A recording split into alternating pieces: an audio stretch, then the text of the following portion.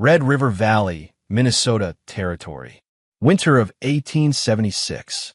While his neighbors stacked stone upward, building their fireplaces tall and proud, according to every known principle of American construction, one Norwegian immigrant was digging downward.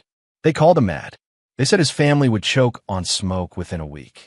Expert masons shook their heads. Experienced builders warned anyone who'd listened that this fool was violating the most basic law of chimney draft. But when the coldest winter in recorded memory descended on the valley, something impossible happened.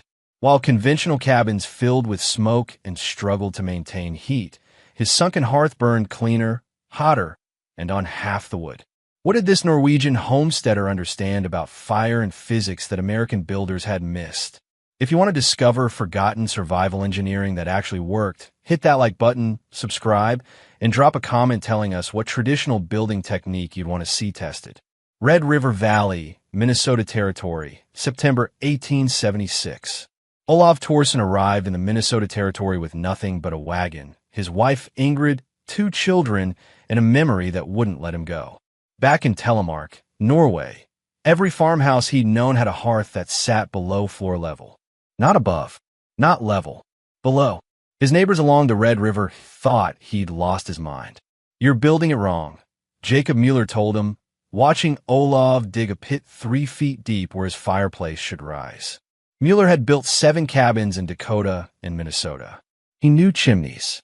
Smoke rises, Norwegian. You put the fire down in a hole, you'll suffocate your family. Olav didn't argue. He just kept digging. The hole measured 4 feet wide, 3 feet deep, lined with field stone he'd hauled from the riverbed. While other homesteaders were raising fireplaces upward, stacking stone to waist height before transitioning to the chimney, Olav was creating what looked like a stone-lined grave in the center of his cabin floor. "It's a hearth," he said simply, his English still rough. "Ildsted. Like home." Thomas Bradley, the settlement's recognized mason, rode out specifically to stop what he called this dangerous experiment. Bradley had apprenticed in Pennsylvania. He'd built fireplaces for wealthy families in St. Paul. He understood draft, draw, and the fundamental principle that heat rises. "Mr. Thorsen," Bradley explained with the patience of a man addressing a child, "the firebox must be elevated to create proper draft. Your chimney will pull air downward. Smoke will pool in that pit. You're creating a death trap." Ingrid Thorsen stood in the doorway, hands twisted in her apron. She'd heard the warnings. Every woman in the settlement had warned her. They spoke of families found dead, asphyxiated by smoke in poorly designed cabins. But Olav had watched his grandfather tend a sunken hearth for 40 winters in Norway. He'd learned to build fire from a man who never once filled a house with smoke. "I know smoke," Olav said quietly. "I build it right." By October, his cabin stood complete. The sunken hearth dominated the central room, its stone rim rising just 6 inches above the floor planks. The chimney, built from clay-daubed fieldstone, rose straight and true through the roof peak. Around the hearth perimeter, Olav had built a low stone bench, 18 inches wide, that encircled 3 sides of the pit. The settlement waited for the inevitable disaster. Sarah Mueller, Jacob's wife, brought Ingrid a basket of dried herbs and a warning. "When the smoke gets bad, burn these. Juniper helps. And keep a wet cloth over the children's faces at night." Ingrid accepted the herbs with a thin smile. She'd already split kindling the Norwegian way, exactly as Olav had shown her. Thin, dry, arranged in a specific pattern she didn't yet understand, but trusted completely. On October 15th, 1876, as the first hard frost settled over the valley, Olav Thorsen lit his first fire in the sunken hearth. The settlement's men found reasons to walk past his cabin that evening. They expected to see smoke billowing from the door, to hear coughing, to witness the predictable failure of old-world ignorance confronting new-world reality. Instead, they saw a chimney drawing cleanly, a thin gray stream rising straight into the darkening sky. Through the window, Olav sat calmly on the stone bench surrounding his fire pit, carving a butter mold while his children played at his feet. Not a wisp of smoke inside the cabin. Jacob Mueller stood in the cold, staring at that window, trying to understand what he was seeing. Must be a fluke, Thomas Bradley said. Wait until he really loads it with wood. Wait until winter truly hits. That's when physics will catch up with foolishness. But something in Bradley's voice had changed. The absolute certainty had cracked, just slightly, because what they were witnessing shouldn't be possible. And winter was coming. The technical design of Olav Torsson's sunken hearth violated every principle Thomas Bradley had learned in 15 years of masonry. Yet it worked. That impossibility gnawed at Bradley through October and into November. Finally, professional pride overcame prejudice. He needed to understand. On November 3rd, 1876, Bradley arrived at the Torsson cabin with a measuring tape, a notebook, and a willingness to admit he might be wrong. What he documented changed his understanding of fire. The hearth pit measured 42 inches in diameter and 36 inches deep. Olav had lined it entirely with river fieldstone, fitted tight enough that mortar barely showed. But the crucial detail wasn't the pit itself. It was the bench. The stone bench surrounding the hearth extended 18 inches into each wall, creating massive thermal mass exactly at sitting height. Bradley calculated roughly 4,000 pounds of stone encircling that fire pit, all of it positioned to absorb and radiate heat at the level where humans actually lived. Conventional fireplaces, Bradley muttered, sketching in his notebook. We build them up. Heat rises to the ceiling. Wasted. Olav nodded. Heat stays low, where people are. The chimney design baffled Bradley initially. It rose from the back edge of the pit, transitioning from an 18-inch square base to a standard 8-inch flue about 3 feet up. That transition created natural restriction that seemed wrong. Every instinct said it would choke the draft. Should smoke, Bradley said, pointing at the restriction. Should, Olav agreed. But watch. He built up the fire, adding split oak until flames filled half the pit. Bradley watched, notebook ready to record the failure. Instead, he watched the smoke column tighten, accelerate through the restriction, and blast upward with such force it created an audible draw. The physics defied his training. Then, slowly, understanding dawned. A conventional fireplace sat at floor level or slightly elevated. Cold air entered the firebox at the same level where heat tried to escape. They fought each other. Draft became a constant battle between incoming cold and rising heat. But Olav's sunken design separated those flows vertically. Cold air flowed down into the pit from all sides, feeding the fire from below. Hot gases rose from the center, already concentrated and accelerating. No interference. No turbulence. The fire breathed like a lung, perfectly efficient. The pit creates a combustion chamber, Bradley said, understanding flooding through him. Like a forge. Ja, Olav said. Like forge. The secondary burn fascinated Bradley most. In a conventional fireplace, smoke was wasted fuel escaping up the chimney. But in Olav's design, the restricted chimney base held heat down long enough for secondary combustion. Smoke gases ignited before escaping, releasing their energy as heat instead of creosote. Bradley measured the temperature differential. Using a mercury thermometer, he recorded 68 degrees Fahrenheit at head height in the Torsson cabin, while outdoor temperature held at 22 degrees. His own cabin, with a conventional raised hearth burning similar wood, maintained 54 degrees at best, 14 degrees warmer, on what he estimated was 60% of the wood consumption. The stone bench explained the rest. For 1,000 pounds of fieldstone absorbed heat for hours while the fire burned hot, then radiated it back for hours after the fire died. Olav showed him the pattern. Burn hot and fast for 3 hours in the evening, bank the coals overnight, wake to a cabin still comfortably warm from yesterday's heat stored in stone. In Norway, Olav explained, we burn less, heat more. Bradley spent 4 hours documenting measurements. Stone thickness, 8 to 12 inches throughout. Pit depth to chimney base, precisely 36 inches, creating what he now understood was optimal combustion chamber height. The bench width, 18 inches, extending the thermal mass far enough to matter, but not so far it lost heat to exterior walls. Every dimension served a purpose. Thomas Bradley left the Torsson cabin that afternoon, carrying 15 years of professional certainty in one hand and a notebook full of evidence in the other. The evidence was winning, but he wasn't ready to admit it publicly. Not yet. He told himself he needed more data, a longer observation period, Winter's real test. The truth was simpler and harder to face. He'd been wrong, and a Norwegian immigrant with broken English had been right. About physics, about fire, about the fundamental design of the tool humans had used for 10,000 years to survive winter.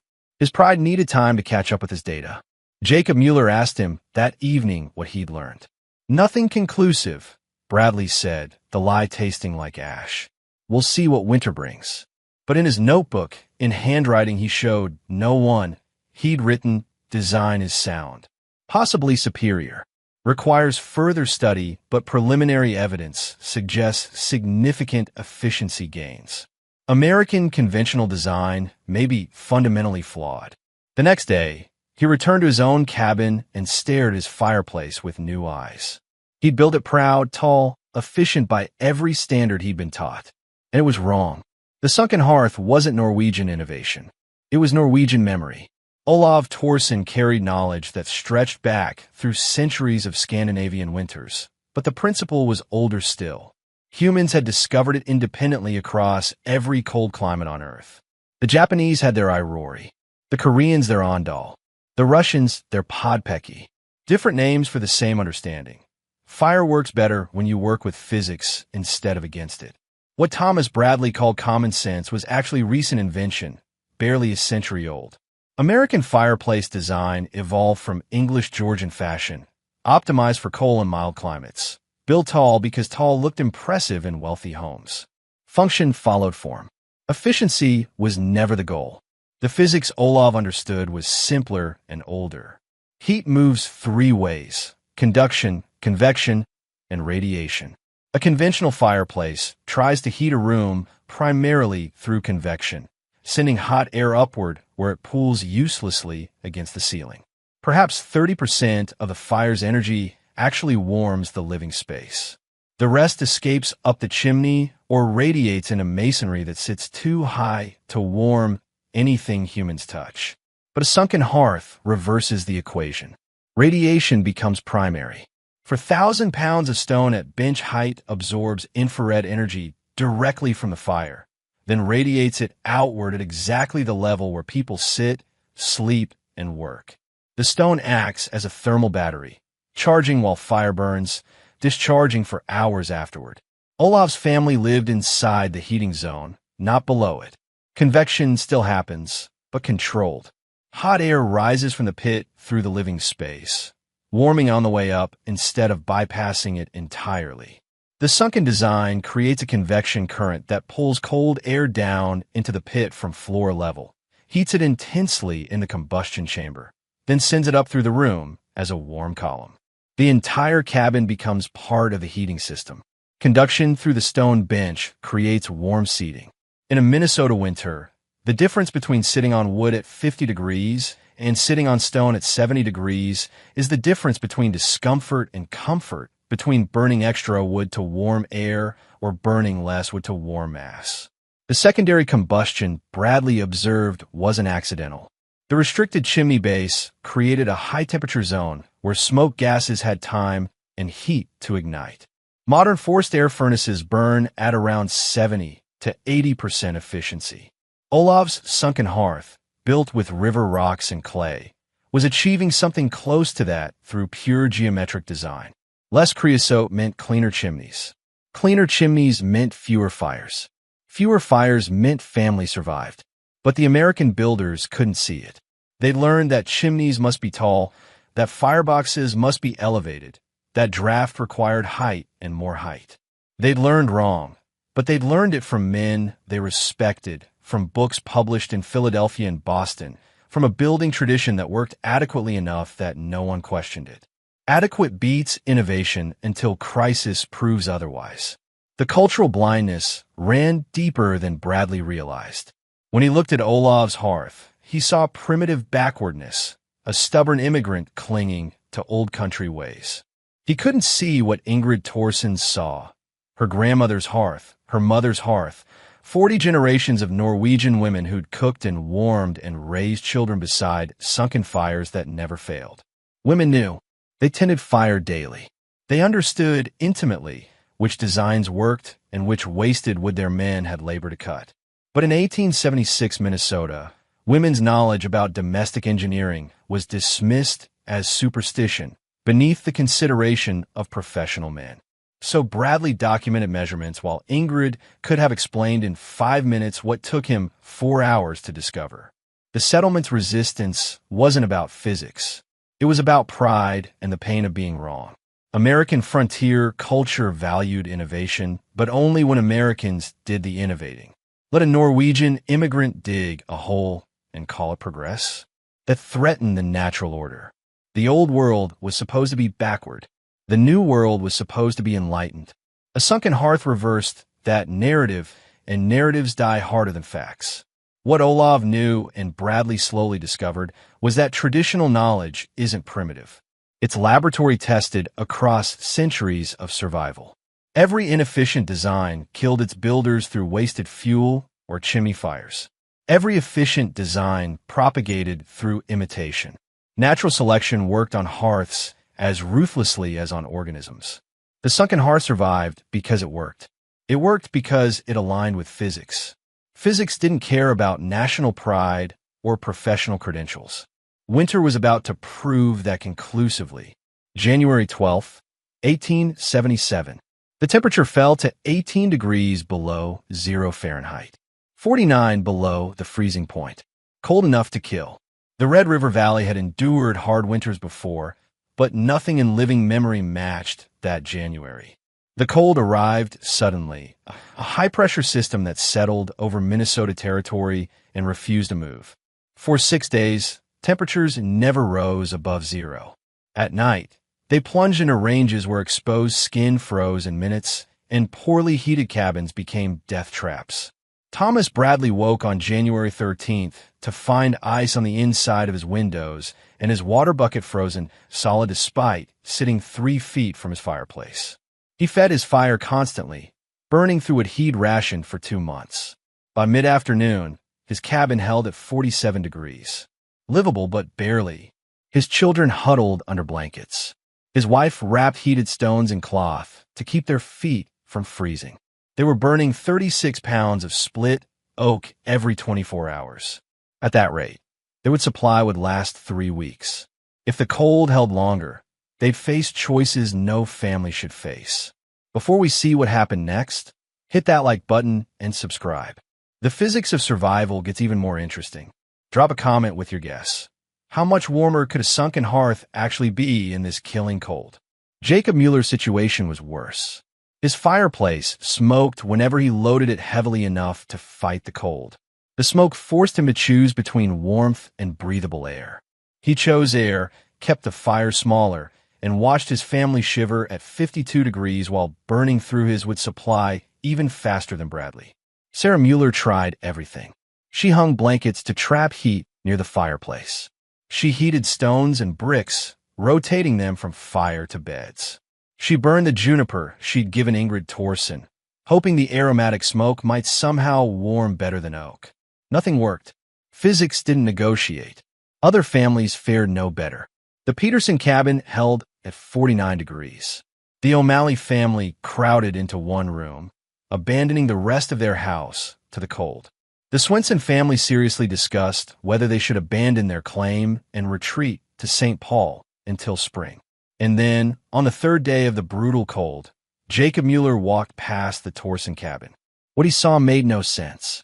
No smoke poured from a door. The chimney drew cleanly, a thin gray column in the still air. Through the window, Jacob saw Ingrid Thorsen working at her table in her everyday dress, not bundled in layers. The children played on the floor. Olaf sat on the stone bench around his hearth, relaxed, reading by firelight. Mueller approached the door. Before he could knock, Olaf opened it. The wave of heat that rolled out felt like summer. "Come," Olaf said. "Too cold to stand outside." Mueller stepped into warmth so complete, so enveloping, it felt impossible. The cabin was warm everywhere, not just near the fire. Everywhere. The walls radiated gentle heat. The floor felt comfortable through his boots. The air temperature at head height felt like a mild spring day. He stared at the sunken hearth. A modest fire burned in the pit, smaller than the roaring blaze Mueller maintained in his own fireplace. Yet the heat was incomparable. "Ow!" Mueller managed. Olaf gestured to the stone bench. "Sit. Feel." Mueller sat. The stone beneath him was warm, almost hot, radiating heat upward into his body. After 3 days of huddling near an inadequate fire, the sensation was overwhelming. He felt his muscles unclenching, warmth spreading through him like he was thawing from the inside out. "The stone," Olaf explained, "it drinks heat all day, gives it back all night. Fire burns 3 hours, stone warms 12 hours. Mueller looked around the cabin again, understanding dawning. The massive stone bench wasn't decoration. It was the heating system. For 1,000 pounds of thermal mass, charged by an efficient fire, radiating stored energy long after the flames died. "Temperature?" Mueller asked. Olaf checked the mercury thermometer hanging on the far wall. 71, he said. This morning, before fire, was 63. 71 degrees. While Mueller's cabin struggled to maintain 47. A 24-degree difference. In killing cold, on what Olaf casually mentioned was 3 hours of fire, morning and evening. 6 hours of burning versus Mueller's constant feeding. 71 degrees versus 47. The numbers were devastating. How much would? Mueller asked, though he dreaded the answer. Olaf shrugged. Today, maybe 18 pounds. 2 days ago, 20. Mueller was burning 36 pounds a day to achieve half the warmth. Olaf was burning half the wood to achieve twice the comfort. The efficiency difference wasn't marginal. It was catastrophic. It was the difference between surviving winter comfortably and barely surviving at all. Mueller sat on that warm stone bench, feeling heat soak into his frozen body, and faced a truth harder than the cold outside. Everything he believed about heating a cabin was wrong. The experts were wrong. The American way was wrong. The Norwegian way, the way they'd all mocked, the way they'd warned would kill its builders, was right. And they called Olav a fool. "I need to tell Bradley," Mueller said quietly. Ja Olav agreed. "You tell him. Tell everyone." Too cold for pride. That evening, 7 men stood crowded in the Torsen cabin, feeling the impossible warmth, staring at the sunken hearth like it was a miracle instead of applied physics. 7 men who'd warned Olav against digging that pit. 7 men whose families were suffering while Olav's thrived. Thomas Bradley stood silent, his notebook useless. All his measurements, all his professional knowledge, all his certainty had led him exactly wrong. The data didn't lie. His training had. The temperature outside was 16 below zero. Inside, the Torsen cabin, surrounded by 4,000 pounds of heated stone, the temperature held steady at 71 degrees Fahrenheit. The math was simple. The implications were devastating. Winter had declared its verdict. The measurements began at dawn on January 14, 1877. Thomas Bradley arrived at the Torsen cabin with 3 mercury thermometers, a notebook, and the kind of methodical determination that comes from having your entire professional foundation cracked open. He needed numbers, not impressions, not feelings. Numbers that could prove or disprove what 7 witnesses had experienced the night before.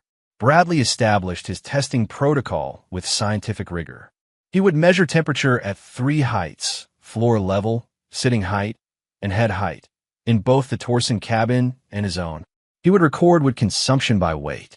He would document fire duration, smoke clarity, and heat retention after the fire died.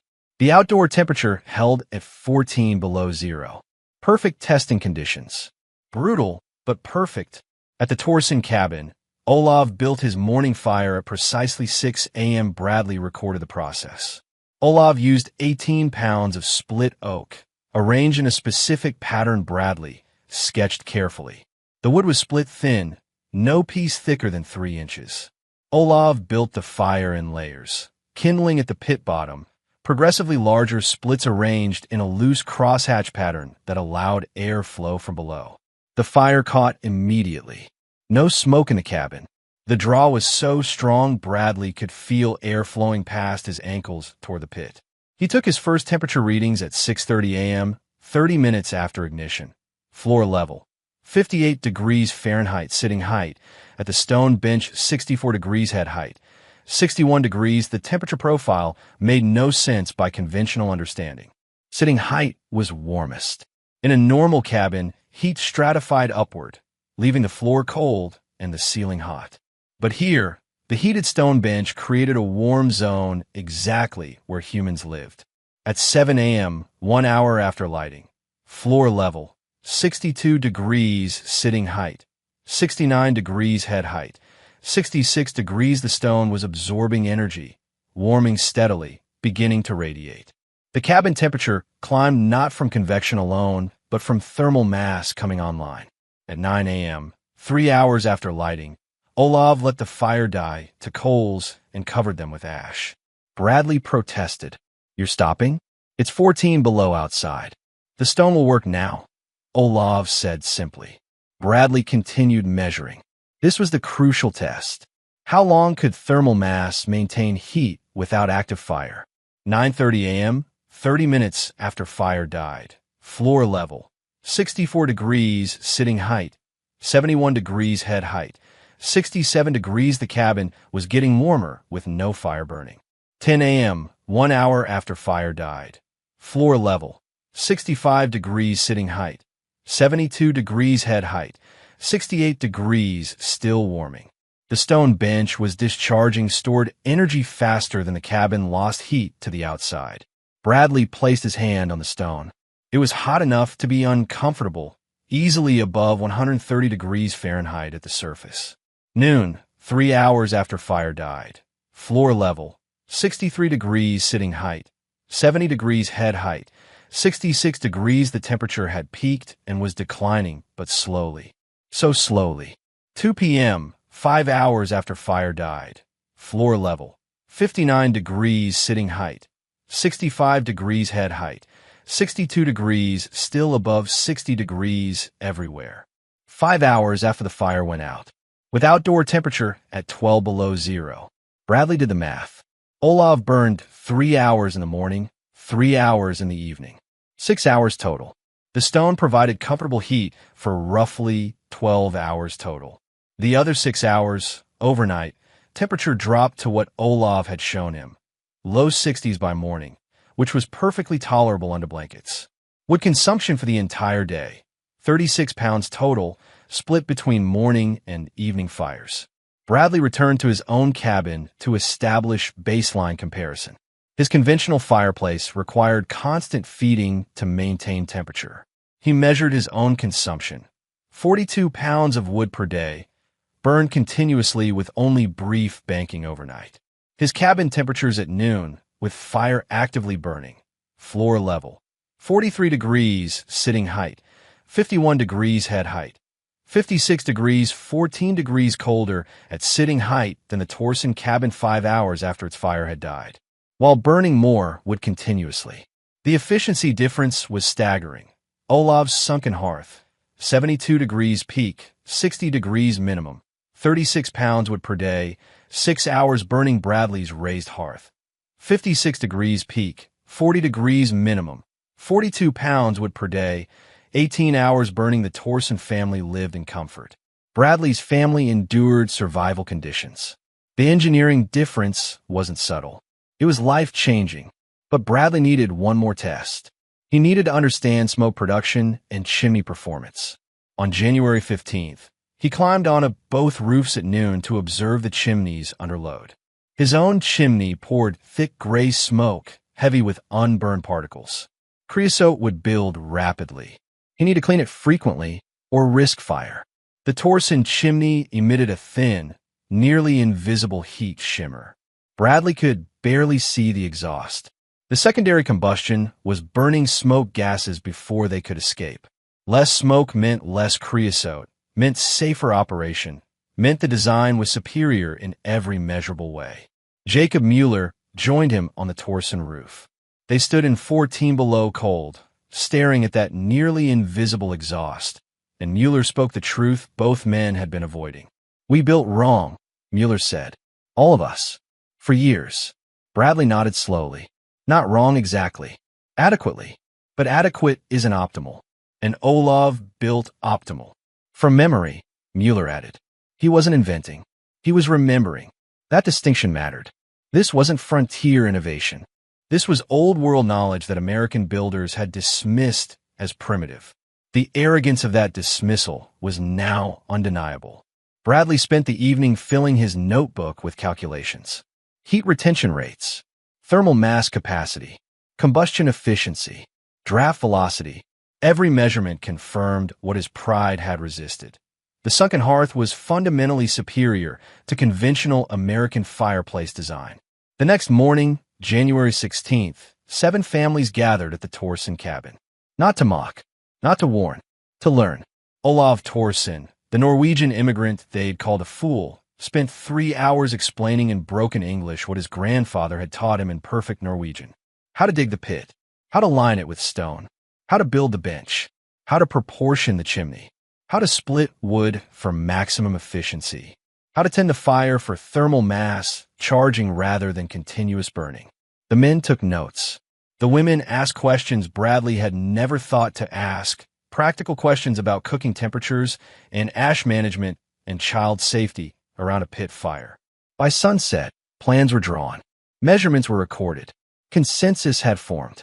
The sunken hearth would spread. Spring 1877 brought change to the Red River Valley, but the real transformation had happened during winter's brutal test. Thomas Bradley returned to masonry that April, carrying knowledge that made him both humbler and better at his craft. The first new sunken hearth broke ground at the Mueller cabin in late April. Jacob Mueller insisted that Bradley oversee the construction, not because Bradley knew the design better than Olav. He didn't, but because Mueller wanted American hands to build American acceptance of Norwegian wisdom. Bradley and Olav worked together. The collaboration was awkward initially. Bradley had dismissed Olav's knowledge for months. Apologies had been made, but apologies don't erase memory. They worked through the discomfort towards something better.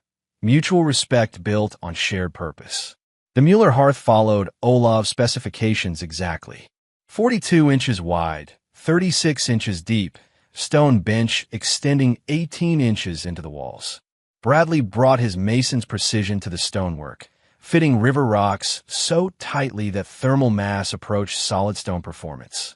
Olav contributed the proportions and geometric understanding that made precision matter. They completed it in 8 days.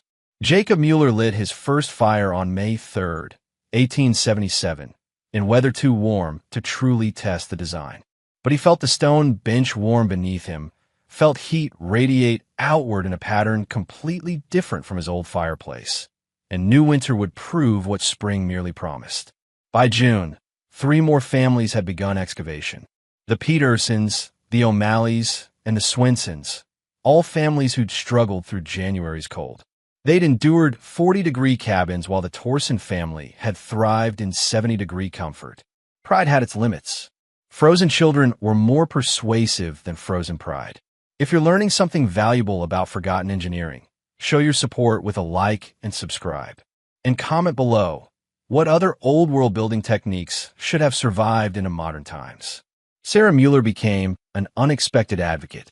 Women's networks moved information faster than men's, and women cared more about practical results than theoretical principles.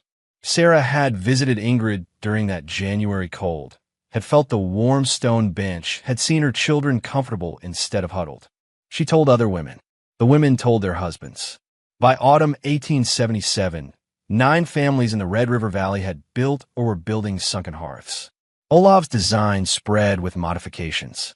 The Petersons added a small oven chamber in their stone bench, using trapped heat for baking.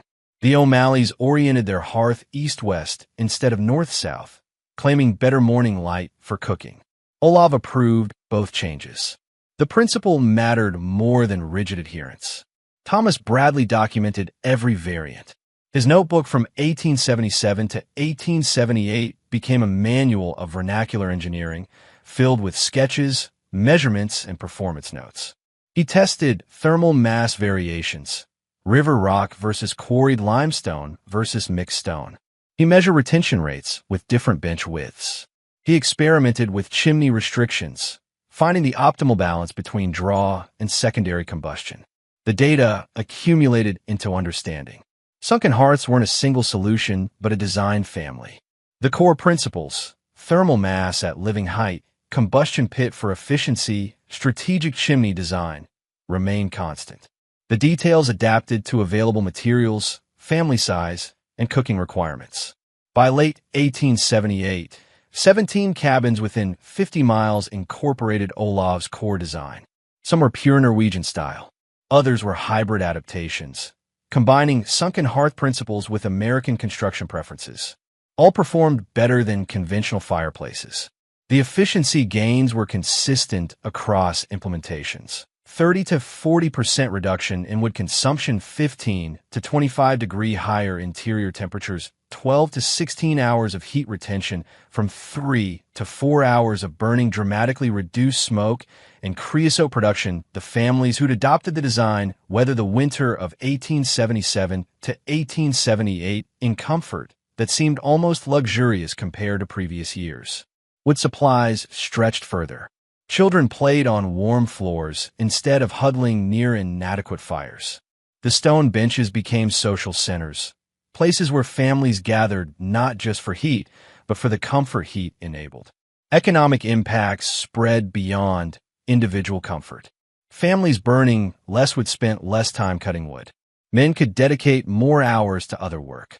Spring planting started earlier because winter hadn't exhausted everyone. The efficiency gains compounded into broader prosperity. The settlement's recognition of Olav Thorsen shifted fundamentally. In September 1876, he'd been a fool digging a dangerous hole. By September 1878, he was consulted on every new cabin construction. His broken English hadn't improved much, but it didn't matter. People listened differently now. They heard knowledge where they'd once heard ignorance. Jacob Mueller summed it up one evening, sitting on his own warm stone bench in December 1878. We thought we were teaching him the American way. Turn out he was teaching us the way that works. The spread continued. By 1880, the sunken hearth design had reached settlements beyond the Red River Valley. Scandinavian immigrants carried it south into Iowa and west into Dakota Territory. American families carried it east into Wisconsin. The design moved through networks of survival knowledge, passed from neighbor to neighbor with the urgency of information that kept children alive. Thomas Bradley built his final conventional raised fireplace in October 1877. After that, every hearth he built incorporated sunken design principles. He charged less for them initially. They used less stone, less labor, just better geometry. But he charged more eventually once people understood what they were buying. Not a fireplace, but a heating system that worked with physics instead of fighting it. He never advertised himself as a Norwegian-style mason. Pride remained. But in his personal notebook, in the design drawings he considered his real legacy, he titled this section, Thorsen Principles, Thermal Mass Application for Frontier Heating Systems. It was as close to apology and tribute as a 19th century American mason could manage. The wisdom had spread. Not through academic publication or official endorsement, but through the oldest form of validation. It worked, people saw it work, people copied it. Winter by winter, the knowledge accumulated. Cabin by cabin, families survived better. That was how engineering actually progressed. Not through revolution, but through cold families, observing warm families, and asking the right questions. The story of Olav Thorsen's sunken hearth isn't really about one Norwegian immigrant in one Minnesota valley. It's about a pattern that repeated across the frontier wherever traditional knowledge collided with American certainty. The old world knew things the new world had forgotten, or more accurately, had never learned because they never needed to. European peasants in harsh climates had spent centuries optimizing heat efficiency because wasted heat meant death. American builders in the 1870s were maybe 3 generations removed from those pressures. They developed adequate solutions for milder climates and smaller temperature extremes. Adequate worked until it didn't. The winter of 1877 was one of those moments when adequate failed and optimal survived. What Bradley's measurements proved was that traditional knowledge wasn't primitive. It was laboratory tested across centuries of survival. Every inefficient hearth killed its builders through hypothermia or wasted labor. Every efficient design propagated through desperate imitation. Natural selection worked on engineering as ruthlessly as biology. The sunken hearth survived that selection because it aligned with fundamental physics. Thermal mass at living height. Secondary combustion. Separated air flows. Radiant heat where humans actually lived. These weren't superstitions or old country stubbornness. They were applied thermodynamics discovered through trial and error across generations. The broader lesson extended beyond hearths. The frontier was full of dismissed wisdom. Native American fire management that prevented catastrophic burns. Hispanic adobe construction that regulated temperature without fuel. Chinese mining techniques that prevented collapses. Immigrant farming practices that preserved soil. American builders often ignored these methods. Not because they didn't work, but because acknowledging they worked meant admitting that the new world had something to learn from people they considered backward. Pride is expensive. It cost families comfort through that January cold. It cost communities what they couldn't spare. It cost children warmth their bodies needed for growth. Pride was expensive, and the families who abandoned it survived better. Olav Thorsen never claimed credit for inventing anything. He just built his grandfather's hearth and let winter prove whether memory was wiser than expertise. When winter rendered its verdict, he taught anyone who asked. No resentment for the mockery. No bitterness about the warnings that his family would suffocate. Just quiet willingness to share knowledge that worked. That generosity mattered as much as the engineering. Traditional knowledge survives through teaching, through elders patiently showing younger hand how to split wood, how to proportion stone, how to read fire's behavior in a pit. Olav could have hoarded his knowledge, let his neighbors freeze while he stayed warm, claimed vindication through their suffering. Instead, he taught them, because survival knowledge is communal or it dies. A warm cabin surrounded by frozen neighbors doesn't survive. The community survives together or fails together. The sunken hearth spread through the Red River Valley, but the principles spread further. Other traditional techniques gained attention. Norwegian roof construction, Swedish log joinery, Finnish sauna design. Once people accepted that old-world knowledge might be optimized rather than outdated, they started looking for other dismissed wisdom. Thomas Bradley's notebooks from 1878 to 1885 document that expansion. He tested traditional techniques systematically, measuring performance, comparing results, determining which methods actually worked better and which were genuinely obsolete. Not all traditional knowledge was superior. Some was superstition. Some was optimized for conditions that didn't exist in Minnesota. But much of it was better. And Bradley, to his credit, admitted that. His late career work combined American precision with European principles. He became a bridge between worlds, translating traditional knowledge into measured data that other American builders could accept. He died in 1891, 15 years after watching Olav Thorsen dig that first pit. His obituary mentioned him as a master mason who helped introduce European heating efficiency to frontier construction. It didn't mention that he'd fought that introduction for months or that he'd called Olav a fool. History polished away his resistance, leaving only his eventual contribution. That's probably fair. People deserve credit for changing their minds when evidence demands it. Pride that yields to data is still valuable, even if humility from the start would have been better. Olav Thorsen lived until 1903.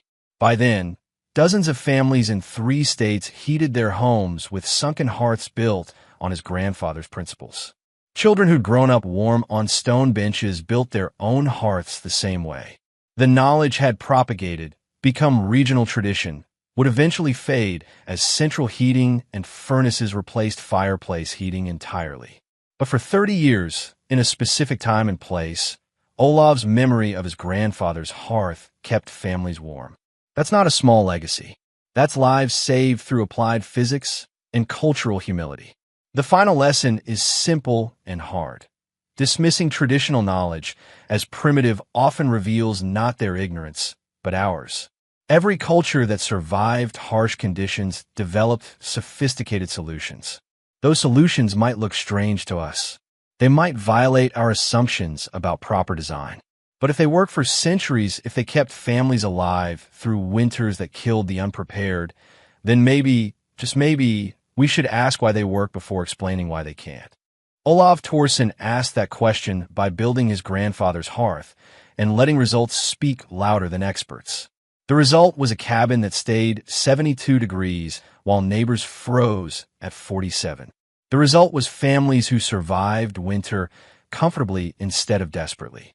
The result was wisdom proving itself through the oldest test humanity knows. Does it work when survival demands it? That January in 1877, the sunken hearth passed that test decisively.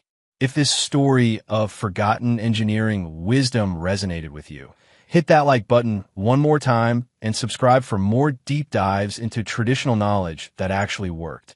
Drop a comment sharing any old world technique your family still uses or wishes they preserved. The past has lessons we're still learning. Traditional knowledge isn't nostalgia. It's survival data tested across generations, optimized through crisis, proven by the simple fact that the people who used it lived long enough to teach it. Sometimes the old world knew better. Sometimes the fool digging a hole understood physics the experts missed. Sometimes memory is wiser than innovation. The stone bench stays warm long after the fire dies. That's not magic.